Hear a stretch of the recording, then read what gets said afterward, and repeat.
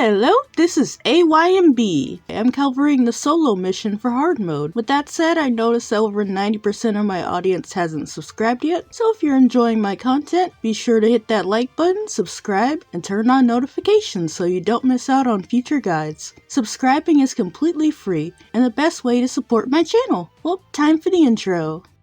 I'm changing who I am. I'm making a new plan, rearranging my life, and I won't look back ever again. I can't lie, this mission is much harder than the previous solo mission I covered. You can check that video out by clicking the link on the top right corner or the link in the description. Unlike that one, where you just need to defeat Yasopp and Usopp with different characters, you need to play League Battle at least once and capture 4 or 5 flags with 2 Years Later Nami. Straightforward, right? Only this Nami is complete and you're competing against 3 runners, Corona, Boa, and Reiju, each with different status effects, basically playing tons of treasure, and a defender, Rebecca.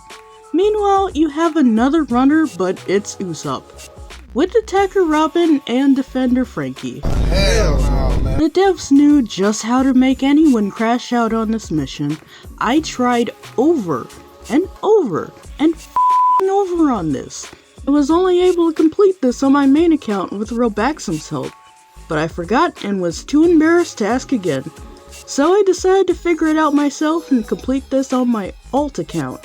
And this is where I want to discuss Nami's skills and traits, analyze all the relevant traits of the CPUs, and then talk about the practice mission. But watching my live stream of playing this made me realize something. I had a good strategy the whole time. I wasted so much time getting good footage just to find out I already had a perfect 5-0. So let me explain Nami's skills and traits real quick and then go from there. Also keep in mind the footage you're seeing right now are the failed attempts, so the footage didn't go to waste. Anyway, her basic attack is a typical 3 combo, with the 3rd hit causing knockback. Like most Nami units, her skills inflict shock. Skill 1 is short range, summoning clouds around you which stun your enemies. It also does some damage over time. Skill 2 is a long range attack that summons a thundercloud. It's very slow and there's a high chance of wasting it, especially if your opponent's too close. Her traits are okay. You can reduce the cooldown time of skill 1 by either capturing treasure or when an enemy steals your treasure. For the latter, you can get a slight speed boost. But the 2 traits I want you to really remember are the first, increase treasure speed when team has less treasure, and the last, increase the treasure gauge when you capture treasure in the last minute of League Battle. There's nothing too important about your teammates' skills and abilities, but you have to be careful with the enemy team. Rebecca has a counter skill, so don't trigger it. Persona inflicts negative, preventing you from attacking. Boa inflicts entrance, turning you into stone, and Reiju inflicts poison, giving you damage over time. All 3 runners get benefits for having more flags on their team,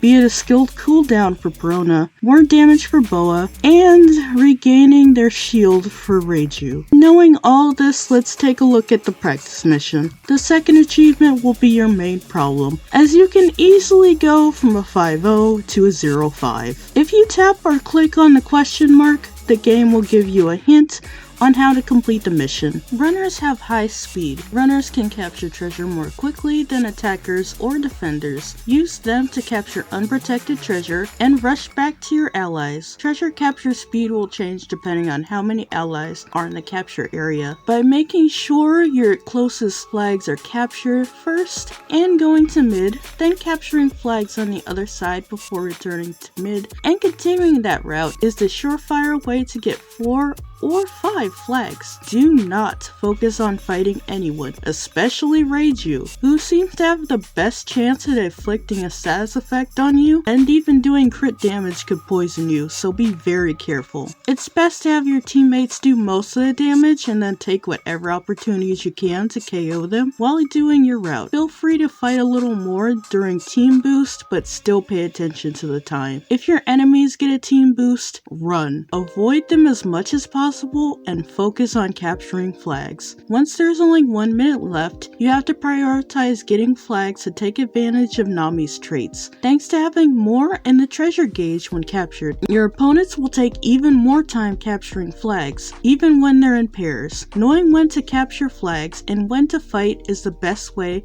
to get 3 stars on this mission. You may have to try over and over depending on how the CPUs act, but it is what it is. Sometimes these missions are based on luck. At the start of the match, the enemy team splits up in pairs, with one pair capturing the first flag and the other going to mid. Then the first pair captures the second closest flag before going to mid. Highly recommend either going to mid or backcapping right away and attacking the pair before they even get to the treasure area. Your teammates will capture your flags before going to mid, causing a brawl for mid flag. It's really funny, and for some reason, it reminds me of the Boondocks episode where Riley watches TV, sees a guy throwing a chair, and then all the niggas just start fighting. It's hilarious. Wonder who'd throw the chair in One Piece? Robin? Frankie? Heck, maybe Nami if money was involved? I don't know, but Luffy is definitely a chair thrower to me. But it's too bad he's not in this mission. Anyway, while that's going on,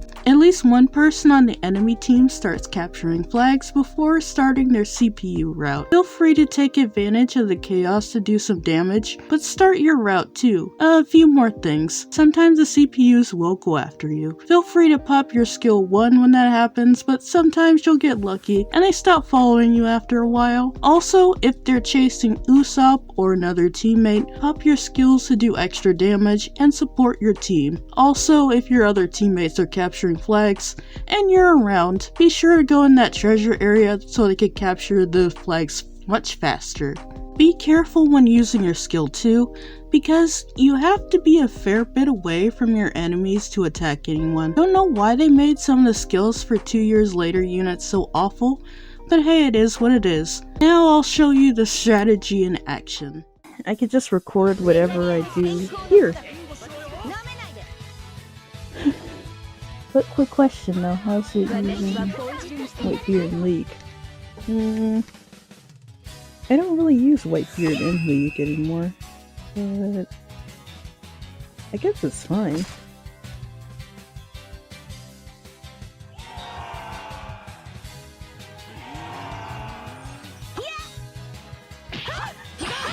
Nope. I keep moving around. What is this?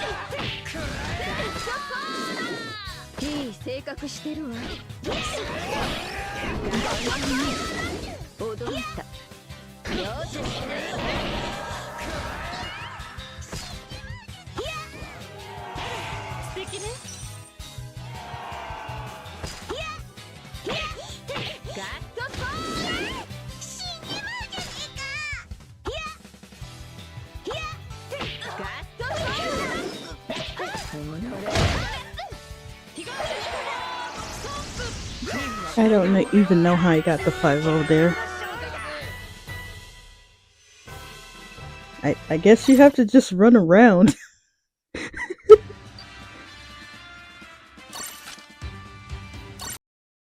Keep in mind that this is from a live stream and I've captioned the dialogue I have, so if it sounds kind of weird, just know that it's from a live stream. I think I'll put the link to the live stream in the description too. Before I end the video, do you guys remember the first Digimon movie in the 2000s? It sounds random, but please stick with me. In the third act, we get this awesome fighting scene and a song named Run Around by Jason Radford. Highly recommend listening to the song and watching the movie if you haven't done so. But back to the main topic. My original advice was to just run around. You know, you run around, your enemies run around. Everyone run around. Get it? But as you can see, getting a 3-star on this mission is more complicated than that. And that's all I have for this video. Be sure to like, subscribe, and comment down below. See you guys soon!